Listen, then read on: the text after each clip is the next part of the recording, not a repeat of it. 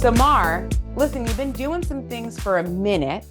I actually want to go back a little bit. How did you decide to start your career as an engineer? How did I become an engineer? Well, I think it was by accident. Uh, I always loved math when I was growing up. I think my parents thought I was a little strange. I just remember being in the car and adding the numbers in the license plates of cars and trying to see if they were divisible by four. And anyways, playing all these weird games when I was little. So when I was 18 and it was time to go to college, I told my mom, I'm going to I'd like to major in math. Mom said, "Oh, no, not while I'm paying. You can either be an engineer, a lawyer, or a doctor." So I chose engineering because it was the closest thing to math. And ultimately, I was very lucky because when I came to Stanford, electrical engineering is a discipline that is pretty broad. You can be a physicist, you can almost be a chemist, but you can also be a mathematician. And I went all the way to applied math within electrical engineering. So, anyways, that's how I got involved into it, which is kind of strange. Oh, no, I love it so much. And I will tell you that in interviewing all these people who are in the all race community, I love hearing like, I kind of fell into it, or just I followed my curiosity, which sounds a lot like what you did, right? You followed your curiosity around math. And then it sounds like you had some strong guidance from your mother. I'm not a very strong mother. We love a strong mother. So from engineer to founder to venture capitalist, all very math heavy, right? If you want them to be. Was this always the path that you envisioned for yourself? No, not at all. I mean, I actually, my dad was a professor. He's in the university in Spain. He's a doctor. So I thought I would go into academia. I got I was working towards my PhD. I even interviewed, got jobs to go be a professor at a university. And ultimately, literally at the last minute, I turned it down to become a founder. And I think once you're a founder, it's really, really hard to do anything else, So I've been a serial founder ever since, I got out of school. Even Pear, even though I'm an investor, before being an investor, I'm the founder of Pear. And, that's the mentality that we have that, I carry on every day. So yeah, it was, at the very last minute, it was 1999, which was a crazy time. I think most people probably were not active professionally, but it was crazy. Everybody was starting businesses and going public within 10 months of starting a company. So, I got a lot of peer pressure to go off and start a company. And that's how I got into it. I just want to call out that though you didn't go into academia that way, you are still teaching. Why is teaching an important part of your career now? Yeah, and actually being a venture capitalist is also in many ways being a coach. We are not there really building the companies. We are almost, kind of the coach, therapist, advisor, etc., to the founders, right? So everything I do has been that role at the end of the day. And I think one of the things I'm good at is synthesizing information and putting together frameworks so that folks, can be more effective, whether it's at things that we do internally at the fund, at founders, or people raising money, or my students, etc. So, that's kind of my craft that I've been, that I work through Stanford, and I also work through Pear, both inside and outside. Yeah, I love that so much. And I like that you bring that mentality to the work that you do as a VC, this coach, this supportive member of a founder's team. So let's talk a little bit more about Pear VC. Why did you and your partners decide to start Pear VC? Well, I'll tell you a couple of stories. One is that when Please. I started my first company, it was 1999. I was a PhD student and female. So it was really hard at that time to raise money and stay CEO. I mean, it's just really, really hard. It was literally, I tell people I can use the word century. It was a quarter century ago. So, that feels like a really long time. Um, but, as soon as I raised money, literally the next day, my investors started a CEO search, right? I wasn't people, I think founders, technical founders, especially academic founders, were never given the chance to even try to run the company. So, one of my motivations on building Pear was like, hey, I really want to build a place where we take this really high potential individuals and empower them and give them all the tools so they can grow into being the best CEOs they can be. And I really believe that founders have this superpower, and that's really hard to teach to anybody, but you can teach a founder how to be a great CEO. A lot of it is internal and so on. So that was one reason. The second, my co-founder Pejman, who started Pear with me, he had been an angel investor for many years, and he's a very smart man. He approached me actually in 2009 with a 2-page business plan about building a firm called Idea Lab. And he said, oh, I'm going to rent a home. I'm going to fill it up with people, and then we will just serve them tea and back the best folks. And I actually want to do it with you. I realized that I need a partner, and you are the perfect partner for me. And like every, good woman, I said, oh my God, this guy's crazy. I have no idea what he's talking about. I can't be an investor. And it took him like 4 years to convince me. At the end, he changed strategy and he said, let's just go and do angel investing. So we started working out of Coupa Cafe on Ramona in Palo Alto. I would go an hour a week to meet founders. And after 3 months, I was there every day from 8 a.m. till 5 p.m. So I told him, okay, you win. We can go and start this fund. And at the time, he didn't come from venture. I didn't come from venture. We didn't know anything. And even 10 years ago, it was much less. There were much fewer funds. So I did what every good academic does, which is I'm just going to go buy a book. So I actually recently looked at my Amazon purchases, and they're still there. So you can look at your life history via Amazon purchasing. And there's the book I bought, which is, how to raise a venture fund. And, that's how we got started. I at least learned the lingo, and then really used a bunch of my people that we know throughout the years to help us put that first round fund together. But I was really not what I had in mind. And, I think the belief in Pejman, in me, and not giving up. And second, really the motivation I had ultimately that this will be a good platform for me to help the folks that we want to have an impact on. And that's what we've done. Our office is always full of people as I'm looking now at everybody, young people. And I do a lot of work at Stanford and other universities to make that happen.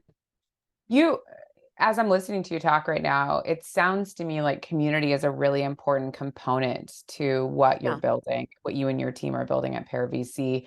Is that something that you've been intentional about, or something that is just kind of flowed out of what you all believe about what it takes to build a company or a firm? I would say it's both. We believe in it and we are intentional. I think it's really hard to have communities where, where you don't put in the work to actually build them and, strengthen them, et cetera. Right. And I think you guys do a great job at All Raise. And it's the same with us. We, one of the, we have the community in our office, our founders, students. About a couple of years ago, we started a community for female founders, engineers, and it's been amazing, and my partner Vivian dedicates her life to make that a strong community. And I don't think without her, it wouldn't be possible, right? So at the end, I think there's this importance of what's behind the community that elevates it. So that's what we do. But we really believe in it. I think if you are, for any of us that are founders or CEOs, or fund managers that you're starting your fund, it's a very lonely job to be a CEO or a founder. And the best help you can provide is support from other folks, right? It's just the best because we're all humans at the end of the day. So that's why we believe it's so important for what we do. Yeah, I think it is one of the most important variables in success is having a community around you, like you said, because there are resources there, there's advice there, right? There's opportunities to build your network even more. So couldn't agree more. I want to shift into a new topic area because as we talked about before we got into this, there's so many questions we could ask you, Mar, but unfortunately we only have an hour together today. So I want to shift into fundraising at LPs. And as a reminder to people who've just joined, if you have any questions, please follow the advice of my incredible teammate, Christy Lennox. Drop your questions into the Q&A feature and I'll get to them. So feel free to start adding questions whenever. I'll come to them when I get to the Q&A section. So we're going to talk about fundraising and LPs now. Mar, of course, we're talking about the fact that you've raised now your fourth fund. You all had some really exciting big news. I was so thrilled to see that, and congratulations again. Can you just give us some quick, like a high level, how that happened, and from the, the idea all the way through the announcement? Well, I think first of all, it was our fourth fund. So I'm going to rewind and not say that. Rewind. There we go, Mar. I'm going to rewind to our first fund.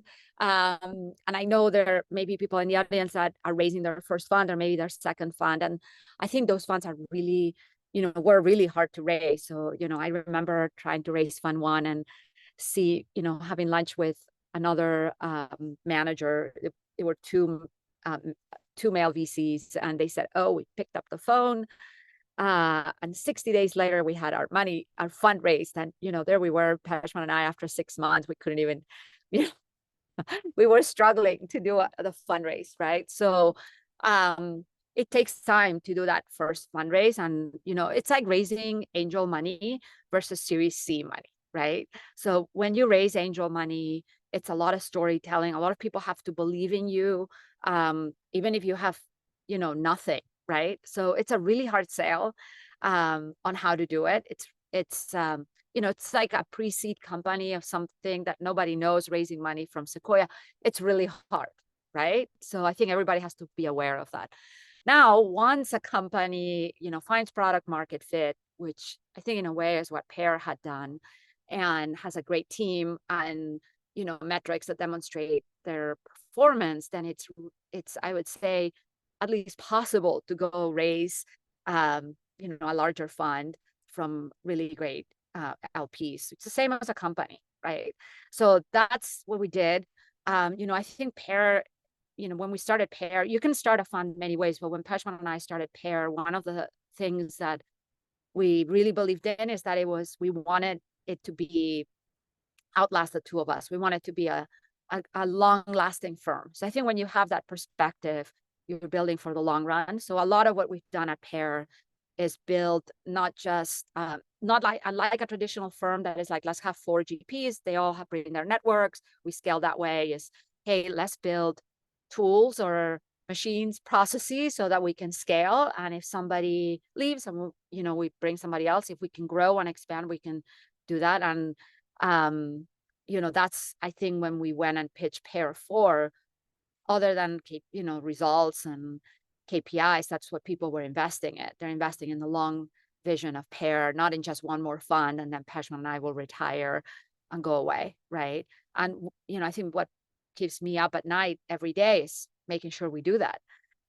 It's a really hard job to do this generational transition on a firm, and a lot of my colleagues will tell me we're crazy. But that's really important to us. So why Mar, would they tell you that you're crazy? Can you dig into that a little bit if you want to? Well, I think a lot of fund managers, they look at me and say, oh my gosh, you're managing a team of 25 people, a $400+ million fund.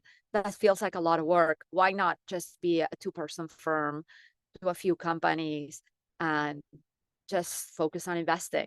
And I think honestly, that's very valid. And it's I think what motivates, what is your motivation? What do you want to achieve? Depends on that. You build your firm in a different way, right? And I think for us, it was really important that it was long lasting, and that the mission of basically empowering this kind of almost an underdog founder was still there. I love that, and thank you. And it reminds me of advice that I've heard founders, and I got as a founder at the very beginning, like, what is your why? What's the bigger vision you're trying to build? And so just reminding people, whether you're starting as an investor, building a firm from scratch, or a founder, it's very similar advice. Absolutely. I think that's so helpful actually. And hopefully also builds bridges of empathy between founders and investors, especially founders or investors who are at the earliest stages. Like, hey, they're building from scratch too. It's also Absolutely. hard. It's so hard. It's so hard to be a founder. It is so hard to be a founder. That's right. Yes. So I want to shift a little into advice for people in our audience. And I do know that we have lots of GPs here. So shout out to all the GPs in the audience, folks who are just getting started, folks who've been on this journey for a while. Let's talk about folks who are early in their career. So Mar, when do you recommend that GPs start socializing their raise if they're getting ready to raise a fund? Yeah, I think unlike company fundraising, which could be done in 2-3 weeks if you are some form of hot company, I think raising a fund is a long time process. I think our first fund took us almost 2 years, so it takes a long time, and many people will take over a year, right? So my advice is similar to what I give companies, but in a longer period. I think you can start early. It's important to talk to the right people and get advice, and get an initial read of the market. The most important question for anybody starting a fund is the why. Why should this fund exist? Why me? What am I doing, right? Because you're selling your ability to pick companies to somebody that has a portfolio. They might have a lot of managers. And the question is, why should I invest in this manager when I'm already invested in 20 other managers? So you have to fill in a void that other people don't have somehow. It's not enough to say, I am I'm a great operator, I have a great network, and so I'm really good at angel investing, and I should start a fund, which is what most people think people are looking for, LPs or portfolio allocators. And that's not the case. Their mind works a little different. It's like, hey, I have 5 managers covering seed and 5 growth, 3 in Asia, 2 in Europe. And if you come in and it's like, hey, there's a great opportunity to do SaaS, I'm making this up, by the way, in LATAM, and I'm the best because of XYZ, or I could really do it, that has, you're going to have an easier time raising money. So I think socializing the why and understanding, being very crystal clear about that is what I would say is the most important thing to do as a manager. And it's the hardest part. Once you figure that out and it's super, super clear, the rest is easier, I think, because you answer the hardest question first. That's what I would say. So start early. That's my advice. Start early. And I love this socialize the why you, why this fund, why I love that. I absolutely love that.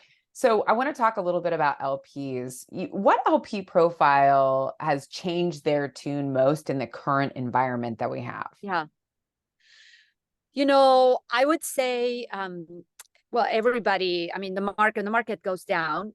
It's like humans, like everybody gets scared and everybody pulls back, right? And I think, everybody knows that you should be buying when the market is low, but we cannot do it as a human species. We're afraid, we're driven by fear. So that's what happens. So I think across the board, everybody kind of, at least in 2022, was retracting. Now, the worst people are those that have a traditional portfolio allocation math when they choose venture. So, and they have what it's called the denominator effect problem, right? So when you do portfolio allocation, a group of trustees decides exactly how they're going to allocate the cash that they're going to invest. So some percentage goes to public markets, some will go to bonds, some will go to alternatives, and within that, some will go to venture. If what happened in early 22 is that the public market went down significantly, but the venture market did not go down, right? So people did not mark those companies down. So what's happened is that when you go back to your quarterly meetings with your board of your investment committee, you have to say, hey, our allocation for venture is supposedly 15%, but right now is 25%. And you haven't changed anything. It's just that the value of venture is so much higher than the value of your other assets, public market. And I think for people that operate that way, which includes all the big endowments, some foundations, pension funds, etc., when people went out to raise money, they would say, actually, we're over allocated in venture, so we cannot take any new manager. If you are So I would say those are heavily impacted in the last, in this current cycle. There are obviously a couple of exceptions. There are sometimes endowments, foundations, etc., that have never done venture or have very little allocated to venture, and they wake up in 2022 and say, actually, we want to do venture. Those are the best people to go after because they have a clean slate. So you can't really say everybody. And then there are family offices, and those happen, it depends on the size and depends on how they're run. They feel more afraid or less afraid. But those also, I feel, go through more often than the endowments and foundations, to the transitions to more kind of institutionalized pools of money with real allocations. So those are, if you find those that are going through those transitions, they are more eager to invest in venture today. I love hearing about your story in the context of this environment. So I want to take it back to Pear VC. So you talked about the fact that you've just raised your fourth fund, right? So how did you approach raising your fourth fund? And I want to remind people, this is Mar's fourth fund, everybody, at Pear VC. Yeah. How did you approach that in this environment? And if you have anything that you want to share with people in the audience about how they can apply that to their own journey, that'd be great as well. Yeah, I mean, I think fundraising is like anything. If every folks here have been founders, it's the same. You have to tell your story and get your house in order, right? So I think the first thing you do is, actually ask all these questions we're talking about. Why? What's our strategy? What's our goal? Etc. How are we going to run the fund? It has to be, if you're just one manager, it's easier to have that conversation with yourself, but you should be write it down, be very precise about it. Getting your house in order means, having a data room that is complete. So the data room contains, previous track record, investments, etc. Case studies are really important, references, any, your debt presentation, any media material you may have, any point of views, etc. It's good. It's actually, we have a super extensive data room. Many times we'll get feedback that, oh, you have a lot. I think LPs are used to people not sharing. But, I have nothing to hide. Just, I would share it, and it's, either they're in or not. It's like, you want them to partner with you ultimately. So that's that. And then ultimately it's like a sales process. So you have to start, we use Affinity, which is one of our companies to track the investors, but use a CRM because it's a sales process. You have to get names of people, who can intro you if you don't have the connection. It's really important to get a good intro, and like sales basically. And then the same, reach out, give the presentation, follow up, etc., right? And then sometimes people say no, as you know, many times people say no. I would say actually, the vast majority of the time people will say no, even when you go out and raise a big, fund like us, and we've been at it for a while, and we have, we have good returns. People will still say no. And every time you get a no, the best thing to do is to go back to that person and say, I understand it's not the right time. I really would like to learn from you. What could I have done better? Or what do you see I could improve for you to come back in my next fund? And I think those are the best conversations you can have, because it makes you be better at the end of the day. And even if they say no, you're learning. And I do that, I give the same advice to my companies, right? But that's helped us build relationships throughout the time. And people that we talked perhaps in fund 1 and said no came in at fund 3 or fund 4. So these people stay in their job for a long time, even if they're not with the same organization. So treat them that way. They're forever customers in a way. Forever customers. I wanted to go back to something you said. I'm over here typing very excitedly, which is also one of the reasons I mute myself, because you can hear me over here going wild. You need to tell your story and get your house in order. I thought that was so powerful. And then the piece about follow up after the no. Folks, I just want to give a heads up, but I'm shifting to Q&A here in a moment. So if you have questions, please drop them in the Q&A feature. I see Pian and Emily have both done that. So please follow their lead. Actually, Mar, I want to talk about the no's for a second, right? There is the graceful way that we take the no out front, which is, hey, thank you for that no. I love feedback and I'd love to stay in touch with you and continue to build a relationship. But then there's a reality of feeling the no. So my question Yes. for you is like, how do you feel and process the no so you can move on and keep it pushing? Because you do get a lot of no's. And I'm super curious about your perspective.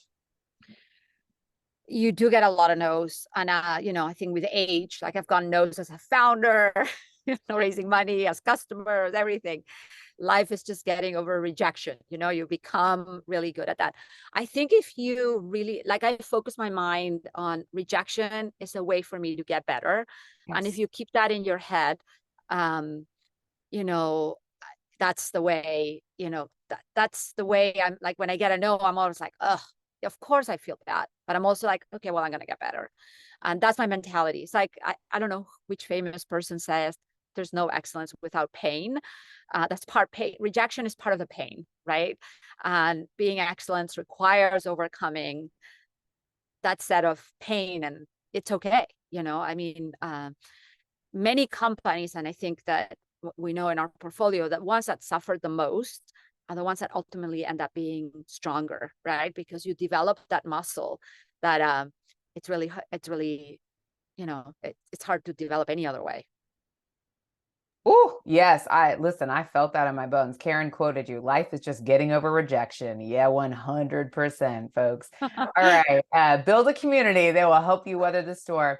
Folks, let's shift to audience Q&A. So a couple of reminders about Q&A. Please drop your questions in the chat. I'm going to focus most of our conversation or most of the Q&A section on today's topic. And I just want to remind everybody that we're here to talk about a deep dive into current fundraising dynamics and LP perspectives for fund managers. So if you're a fund manager in the audience and you got a question, strongly encourage you to ask it. You can also ask anonymously if you feel like you don't want to attach your name to that question, though we invite you to attach your name, of course.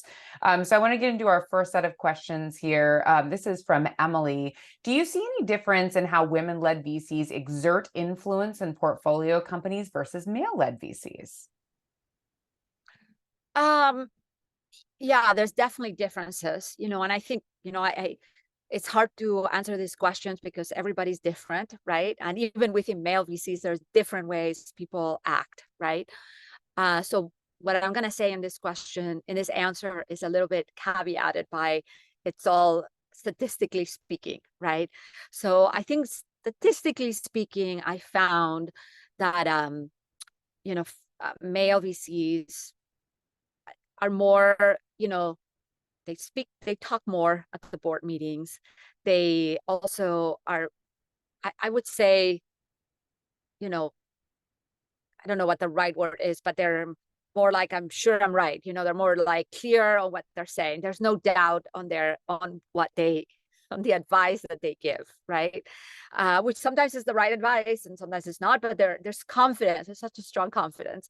And I think when I work with women VCs, and myself as well, I think we're better prepared in a way.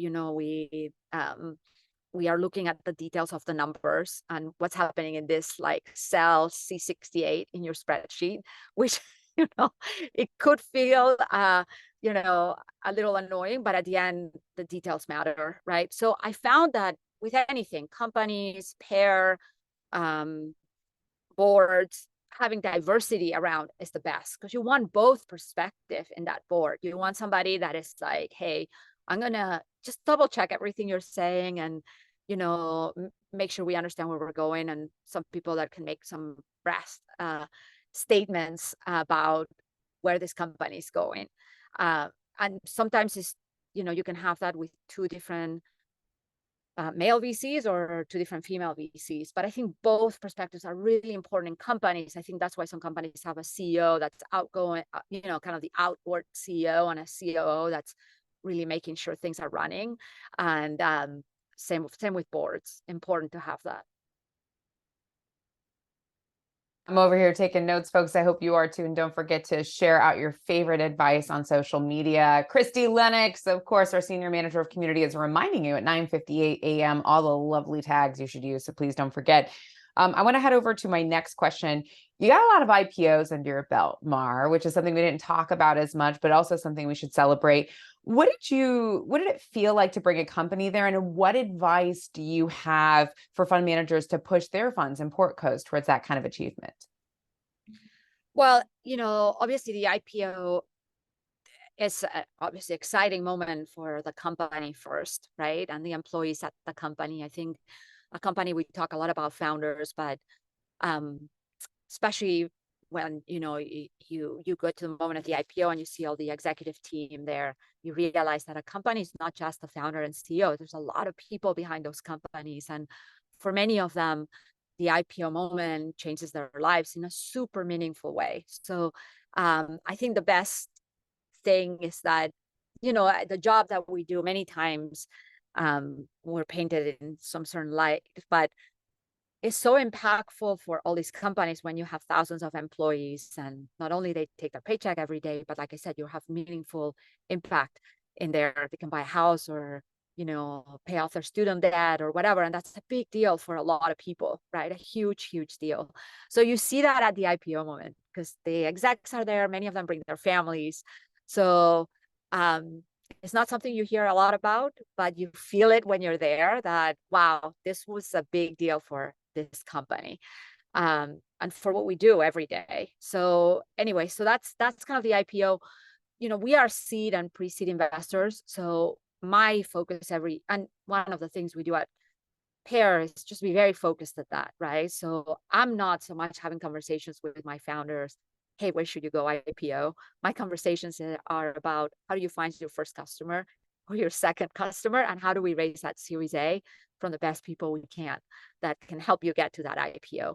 So I'm more removed from that, exact timing and when should you do it or not. That's perhaps more, the growth investor question and the founder itself. But I have my opinions, but they don't really count that much at that point. I love that you bring up the human side of it. What happens for those people? How does it change their life? How does it change the lives of their family, the lives of their employees? I think that is such an awesome part of the story. And it's definitely something I heard about for several people who are early employees at companies like Airbnb or whatever it might be, right? What was their story? What was their journey? Let's go on over to our next question, Krupa. What are some specific trends you, Mar, and Pear VC look at when looking to invest in pre-seed or seed startups, especially when analyzing the economic movement in the next 3 to 5 years? Yeah, I think we are so early in the process that by the time there is a trend, it's almost like too late for us. It made it to the trend, to Series A's or B's or whatnot. So, we're primarily founder focused, meaning that we invest in people. This a lot comes from the way Pejman was doing his investments early on. If folks want to share, I want to check out Pejman's story. He was an angel investor working out of a rug shop for many years. So, kind of the complete underdog angel. So he was very focused on the people, and that's what we do.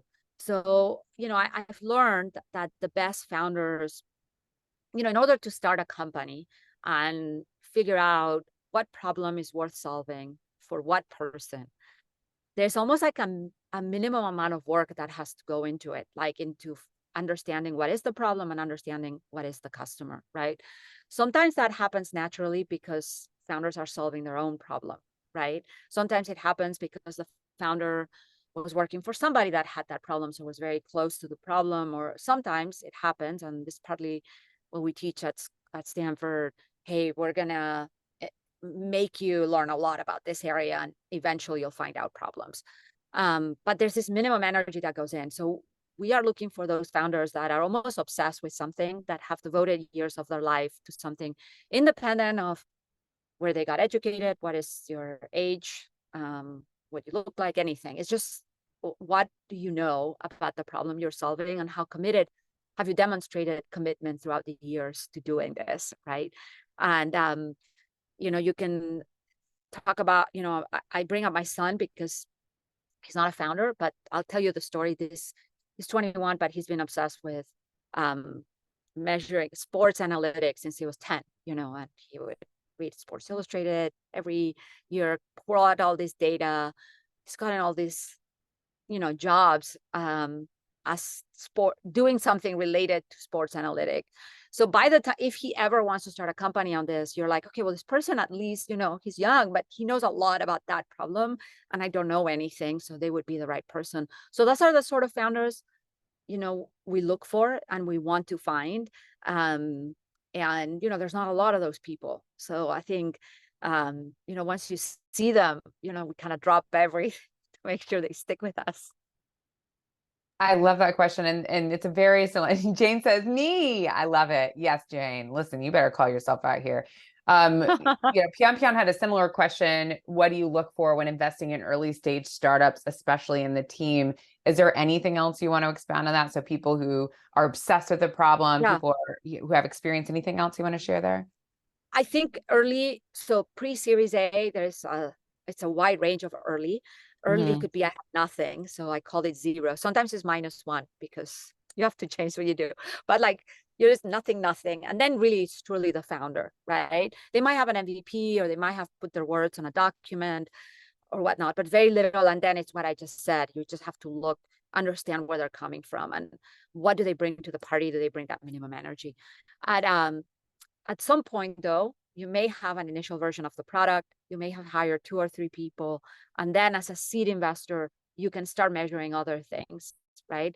So, or, at least trying to understand other things. So you can see, hey, what sort of people does this person attract? Who did they hire? Like those first few hires are really important and very telling of the company you're building, right? So if you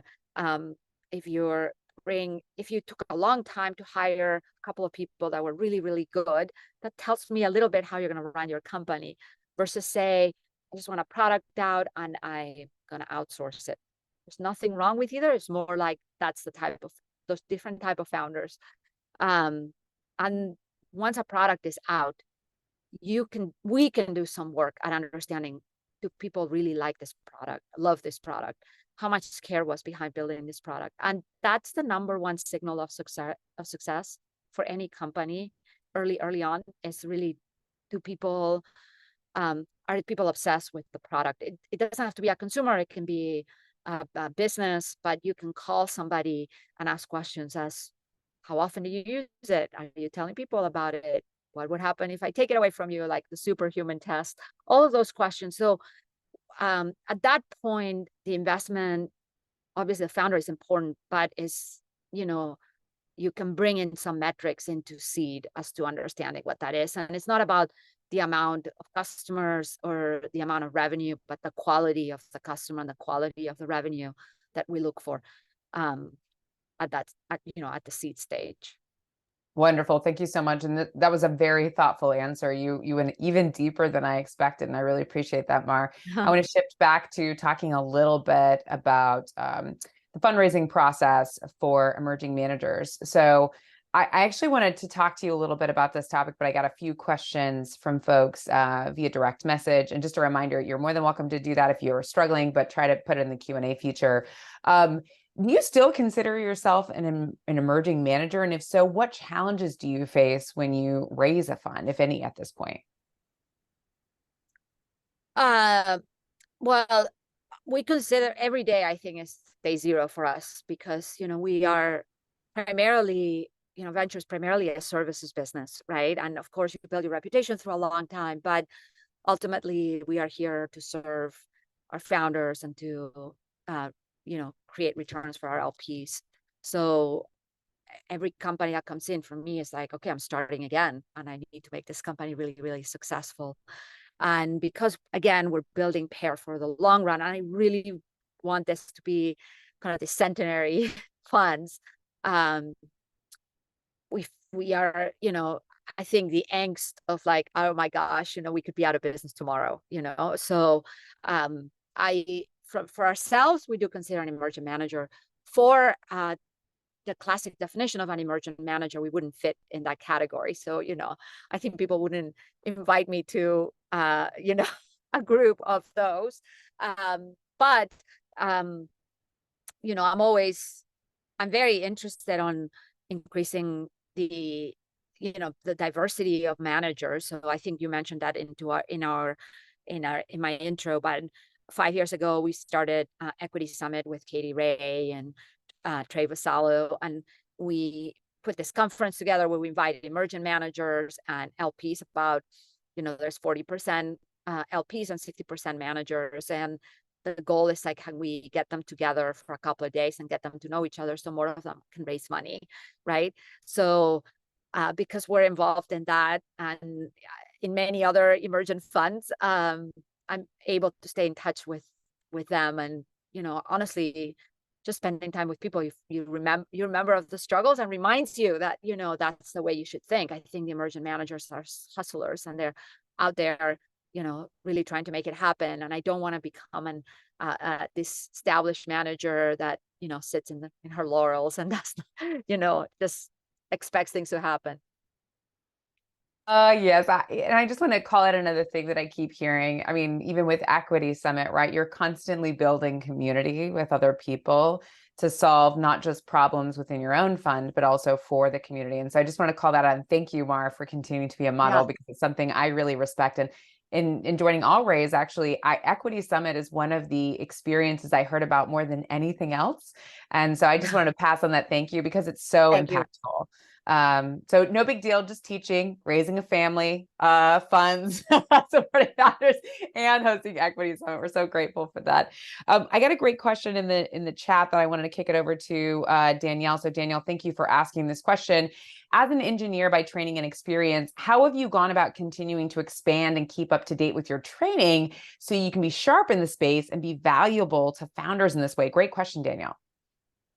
Yeah, it's actually, that's one advice I will give to everybody. I give to my founders a lot, which is you have to invest in yourself.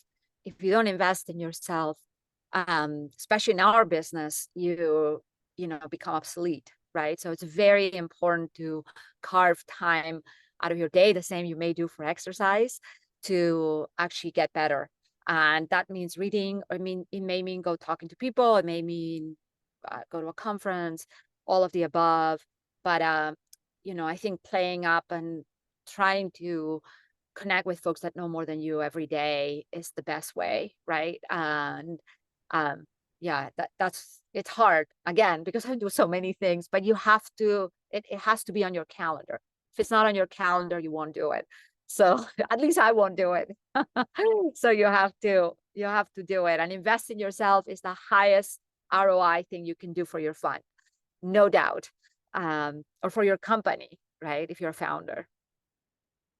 Listen, folks, I'm over here trying to write it down and get to your questions. I know, preach, Dana. I saw Dana say that. Mar, yes, a million times yes. I'm just going to go back and remind people that investing in yourself is the most important thing you can do for yourself, for the organizations that you serve. So I'm summarizing what she just said. I know, Karen, fire emojis all day. All right, I'm going to head over to an anonymous question. The question is, how productive are the consultants to LPs? Should a fund manager ever pay fees for introductions? We've never used a consultant. I think LPs really want to talk to the managers, right? They really don't want to talk to consultants.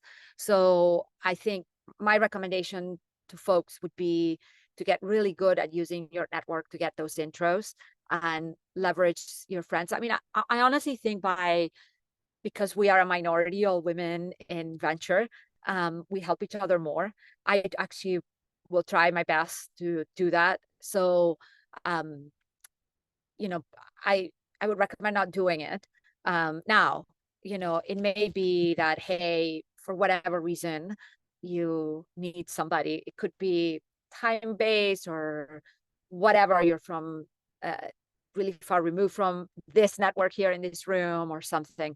Then it's okay. But, these consultants, you can't just completely outsource it, because at the end you're selling yourself, right? You are the product, is the manager of the fund.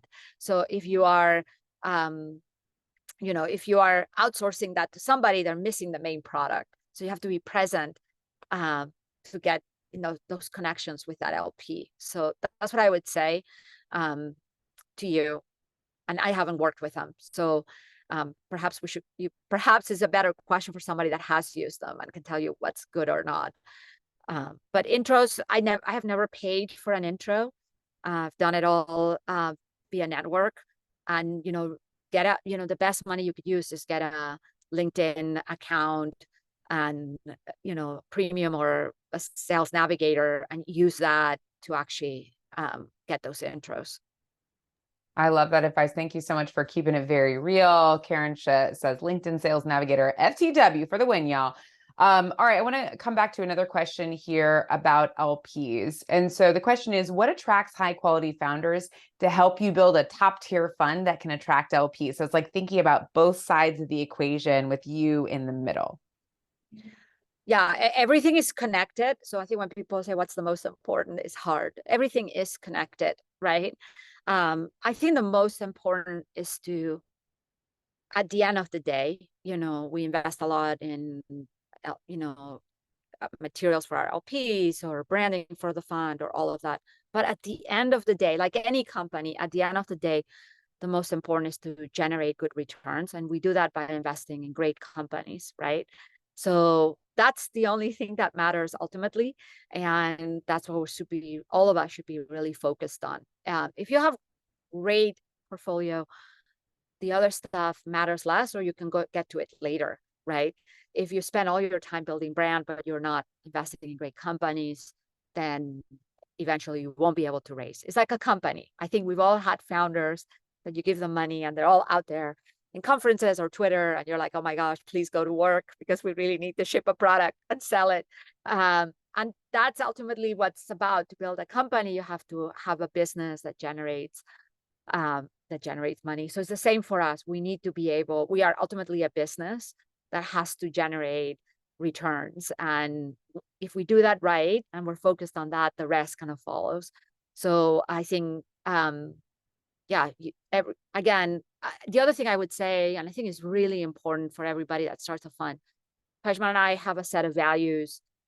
There are values. They're not the only values that work in the world. Everybody has different sets of values. But I think being very clear about what are your values helps you understand what tactics or how do you deal with all your constituents, whether the founders, LPs, operators, executives in your companies, et cetera, et cetera. And, I think that's important. So you can check them out on our website. But again, everybody has their own, should have their own anyways. Yes, fantastic. And I love the piece about managing your stakeholders and supporting your stakeholders so that everybody feels connected to the values that you're building, feels connected to what you're building. You're connected to them so you can stay up to date about what they need. All right, I'm going to head over to my last question from the audience. And by the way, audience, thank you for great questions today. I've loved hearing from you all. I'm heading over to Janae. Mar, what is on your most recent Amazon book list, or whichever book list you have? Well, I am actually reading a biography by Clive Davis. Actually gave a talk. I don't know if people in the audience would know Clive Davis, but he was a music producer, and this guy throughout 4 decades was able to spot talent. So he was a great picker. And I think a lot of what we do in venture is about picking. I actually spent a lot of time researching his life and gave a talk on how to pick and centered it around him. Yes, he did, and many others. Bruce Springsteen as well, which I found crazy. Santana, and anyways, many people. So anyway, so I'm reading that biography, which I think is really fascinating. I think I'm really curious about what makes venture folks great pickers. It's, I will stop there. And you are a great picker. I love this. Yes. And I love Clive Davis. I'm going to go check out his biography now. As you can see, I have a few books. I know. It's amazing. Yes. Many of them I got to get to, Mar. I've got a, what is it? Your eyes are bigger than your stomach kind of situation right now. I don't have the capacity to read all these great books, but I will get to them at some point. All right, folks, thank you so much for your questions from the audience. I wanted to shift now to wrap up because we like to get out of here on time. Mar, first, I want to thank you for your incredible time and expertise here. You give so much of yourself in the classroom, places like the Equity Summit, in your very own firm, I know, to your friends and family. And so I just wanted to say thank you so much on behalf of our community for everything that you've meant to us as well.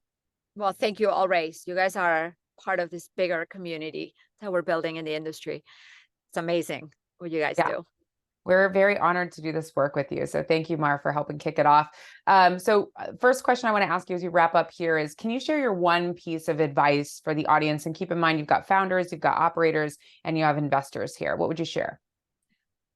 You know, my piece of advice is to trust yourself.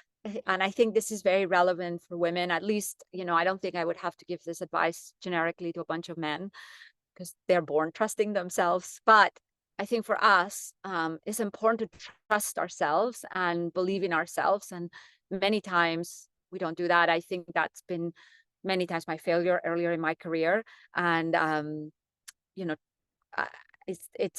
I think everybody, again, in this Zoom is probably really smart. We're all raising funds, starting companies. We're already out there. So anything is possible for us. And we just have to believe that we can achieve it. Trust yourself, folks. And Mar, we all want to follow your journey. What's the best way to continue to follow your journey and stay in touch? Yeah, I think at Pear VC, Twitter, and we have or Mar Hershenson at Twitter, although I don't tweet. I have a lot of followers, but I'm waiting for the NFTs to be back to issue my first tweet. But I post a little bit on LinkedIn, and yeah, we have a newsletter if you guys want to sign up. And any women founder that wants to join our female founder community, also go to pear.vc female founders. Folks, don't sleep on it. They got lots of goodies just for you. Mar, thank you so much. We're going to wish you to have a great day as I wrap us up here. Awesome. Thank you so much.